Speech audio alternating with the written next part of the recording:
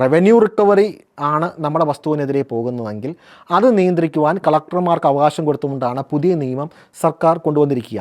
എന്നാൽ സർഫേസി നിയമപ്രകാരമുള്ള ജപ്തിയെ, വസ്തുവിൻ്റെ ഏറ്റെടുക്കലിനെ നിയന്ത്രിക്കുവാനായിട്ട് മറ്റൊരു നിയമത്തിൽ കൊണ്ട് സാധിക്കത്തില്ല. കേന്ദ്ര നിയമമാണ് സർഫേസി നിയമം എന്ന് പറയുക.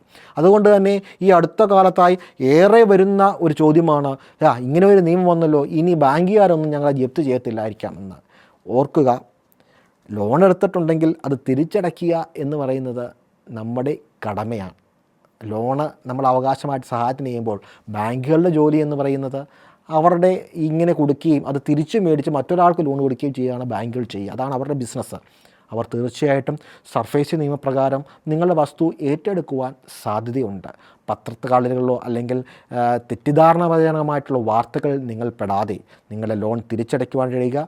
3 തുടർച്ചയായ തിരിച്ചടവുകൾ മുടക്കിയാൽ നിങ്ങളുടെ വസ്തുക്കൾ ജപ്തി ചെയ്യുവാനായിട്ട് നാഷണലൈസ്ഡ് ബാങ്കുകൾക്ക് സർഫേസി നിയമപ്രകാരം അല്ലെങ്കിൽ ഇക്വിറ്റബിൾ മോർഗേജ് ക്രിയേറ്റ് ചെയ്തിരിക്കുന്ന സെക്യൂർഡ് അസറ്റായിട്ട് നിങ്ങളുടെ വസ്തു കൊടുത്തിരിക്കുന്നുണ്ടെങ്കിൽ ബാധ്യതയുണ്ടെന്നറിയുക. അത് അവരെടുക്കുക തന്നെ ചെയ്യും. അതിന് പഴയ പോലുള്ള ലോങ് പ്രോസസ്സിൻ്റെ ഒന്നും കാര്യമില്ല.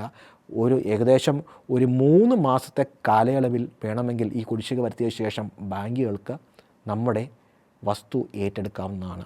അതുകൊണ്ട് സൂക്ഷിക്കുക. സൂക്ഷിച്ചാൽ ദുഃഖിക്കേണ്ട.